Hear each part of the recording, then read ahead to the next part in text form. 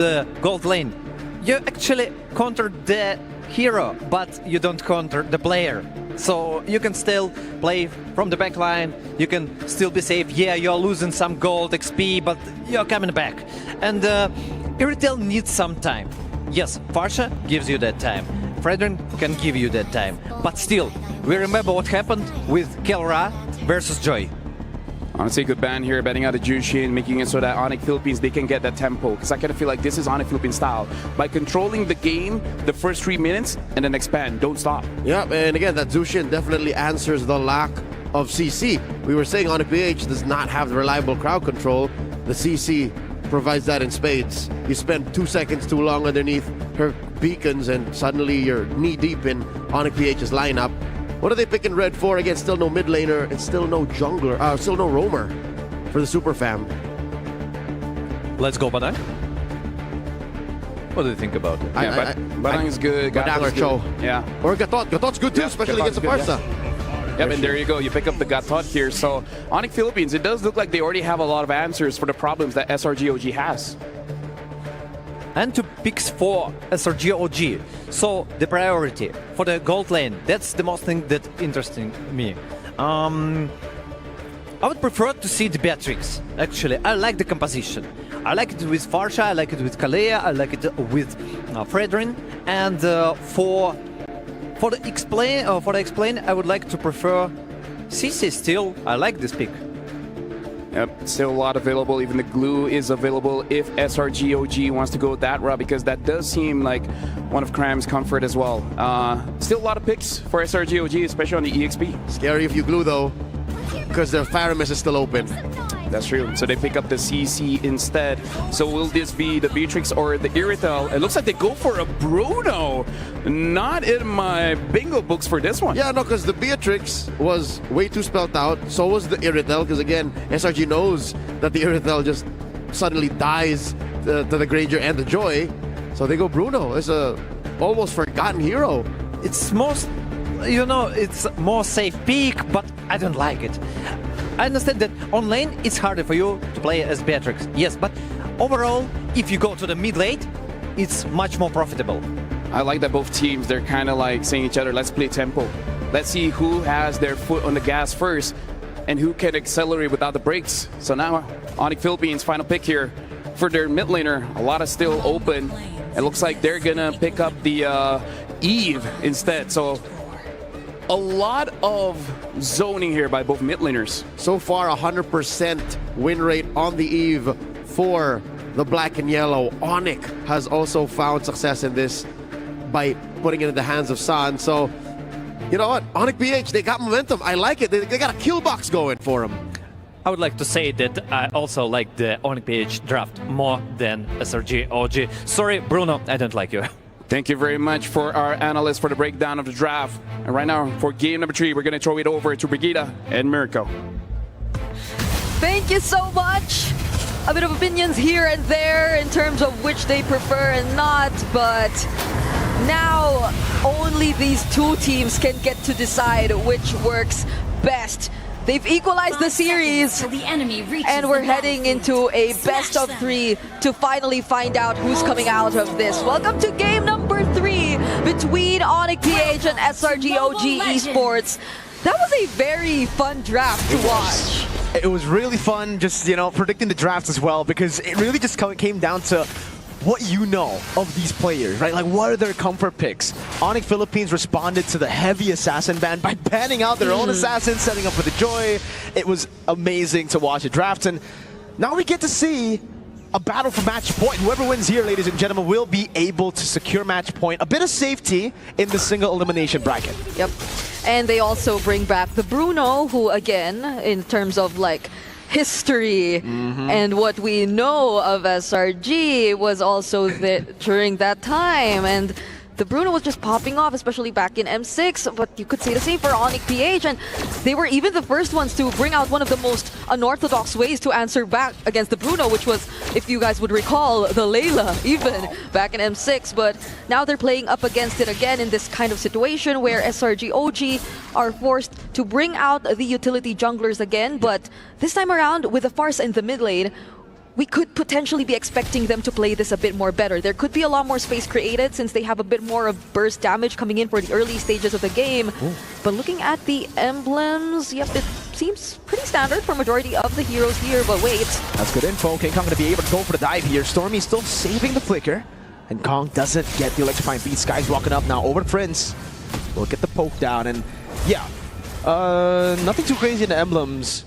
It does seem like for Onic Philippines, they got what they wanted for, right? Like what they went for, sorry. Hayabusa ban, they really wanted the Joy. But even though we've been saying no utility, the Fredrin is a great counter to the Joy. Yeah. Just a well-timed energy eruption. It's gonna make a huge difference for the team fight. Oh, but there's the Unbreakable and the Brave Spider. Pulled out the Brave Spider. Still Sky's been in the retreat battle. Ow! Oh! Appraiser's Wrath getting the big pop over the curtain call, locking him down. Yum's still staying alive somehow as Kirk tries his best to deal damage. Now the Feathered Airstrike with a Flicker 2 doesn't actually land. That additional movement speed for the Purify helping Prince to get out. Oh my goodness, that timings. Brusco, I'm surprised he survived for that long in that entire fight where he was just up front in the faces of the members of Srg.Og, and just that constant enhanced basic attack kept him alive even though he should have died way back. And even that Bravest Fighter from Kirk and Super Friends in that positioning with the real world manipulation, just making sure everyone was right at the edge. So it's probably also why it took a bit more time from Srg.Og to reach Super Friends, to make things a bit more difficult for him. And mind you, that Purify might come in a lot more sooner because he is once again on the Pull Yourself Together. So that's how Super Friends potentially is planning to keep himself safe. Again and again, he can just rely on the Purify either to get out, to keep the stuns out from Stormy, from Yums, and that's one of the biggest answers again to the entire idea that Srg.Og has in terms of their lineup. Yeah, it's again, they have a ton of damage. Despite the utility jungle, we've gone through this already. They already have a CC. They have a Farsa and a Bruno too here. I think it would have been a bit too risky for them to go for the Beatrix. Even though, yeah, we were talking about the Beatrix possibility too, the instant burst down that we saw up against RRQ by SRG yesterday when the Kalea went for any Tsunami Slam, really, on anyone. Right now, Onic Philippines really need to get space for King Kong. That's what they need to do in the neutral objective battles, right? Because we saw earlier when King Kong had to just brute force his way into the fight, he gets chain CC'd way too easily by the Fredrin, CC, Kalea, even the Farsa. And that's probably the idea too why Onic PH decided to go for this draft, because in terms of team fights, that's a lot of space you can create with the AOG, with the real world manipulation, and of course just the Bravest Fighter being casted every now and then by Kirk. Oh, but Super Prince, they find a way to access him. Yeah, great damage now onto Brusco too. Pop and Revitalize already. And it's not actually going to help Super Prince to get back to full. No. Yeah, they have to concede this one. That's free for Selangor Red Giants OG Esports. And hey, with that setup, there was absolutely no way Onic Philippines could brute force the turtle without losing members. So that could be the best way to go for Srg.Og. That was a perfect call, prior and objective, to heavily poke a member who is a crucial part in how the team fights are going to unfold. And they went for Super Friends, so they had to rely on a potential team fight without the real world manipulation if it went down to it. And so now, Onic PH, clearly the back foot, they're the ones reacting to how Srg.Og is being more decisive in terms of the rotation than Kellera can't even do much. They will have to let go of that turret. Beautifully done by SRG.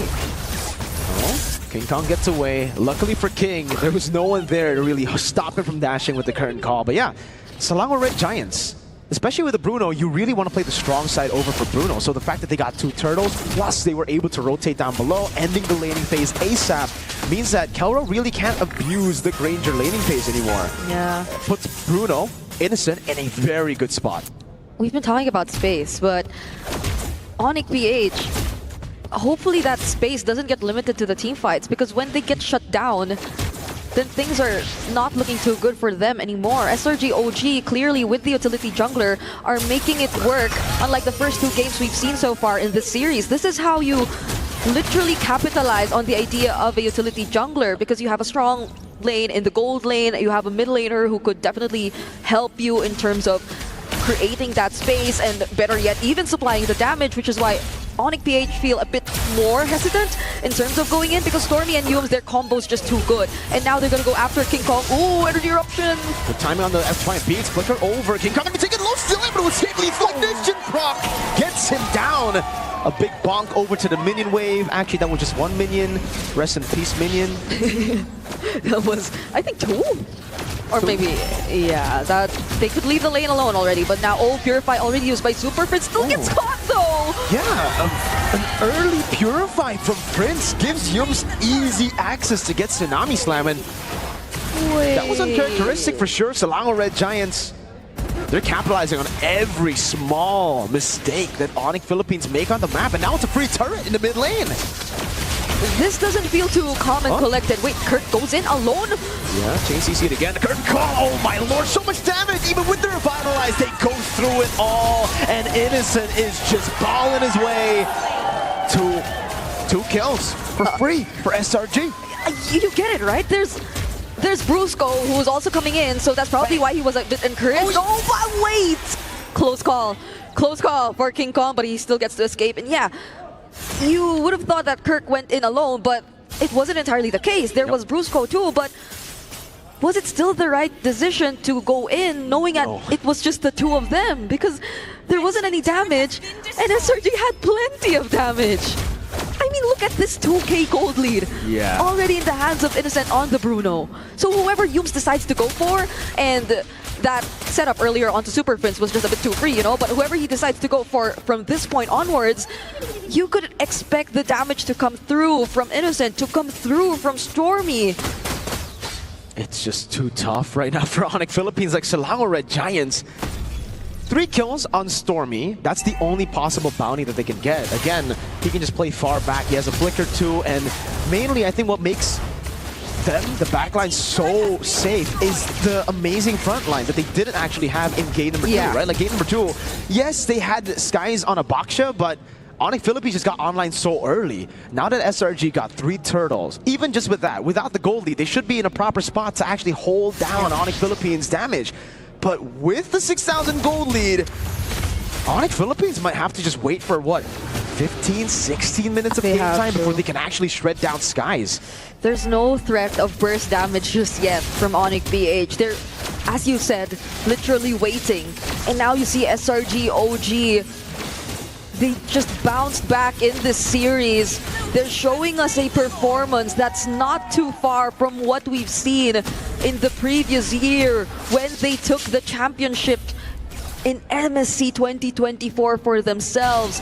Now they're doing this to the reigning world champions. And if they're able to actually get match point, that puts them one step closer to getting a shot at defending that title. Now Onic PH clearly have to find a way to work around this. That's a 4k gold lead and Super Friends fortunate enough to work on that sidestep, but now he doesn't have the Purify. No, he does not. Holy shield in the mid lane to be popped open again, and there's just no damage, not even to Kram, who isn't the main frontliner.